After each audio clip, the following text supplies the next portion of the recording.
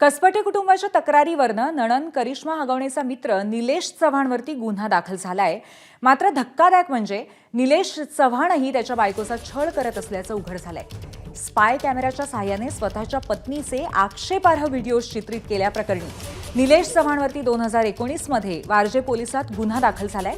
आता याच पोलीस ठाण्यामध्ये वैष्णवीचं बाळ मागण्यासाठी आलेल्या तिच्या माहेरच्या लोकांवरती पिस्तुलाचा धाक दाखवल्याचा गुन्हा सुद्धा निलेश चव्हाणवरती दाखल झालाय. निलेश चव्हाणचे काय काय कारनामे आहेत, कशा पद्धतीने छळ केला बघूया. 3 जून 2018ला निलेश चव्हाणचं लग्न झालं होतं.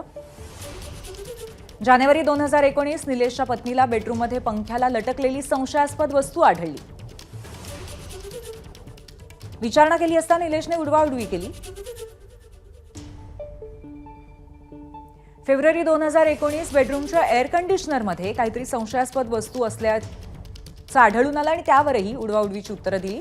निलेशच्या लॅपटॉपमध्ये पत्नीला दोघांचे एकांतातले व्हिडिओज आढळले आणि स्पाय कॅमेऱ्याने त्याचं चित्रण करण्यात आलेलं होतं. निलेशच्या लॅपटॉपमध्ये इतर मुलींसोबतचेही त्याचे आक्षेपार्ह व्हिडिओ त्याच्या बायकोला आढळून आले. पत्नीने जाब विचारला असताना निलेशने चाकूने धमकावलं, तिचा गळा दाबला. पत्नीने सासू सासऱ्यांना माहिती दिली, त्यांनीही तिचा छळ केला. अखेर छळाला कंटाळून निलेशच्या पत्नीने घर सोडलं आणि 14 जून 2022 मध्ये गुन्हा दाखल केला. एबीपी माझा, उघडा डोळे बघा नीट.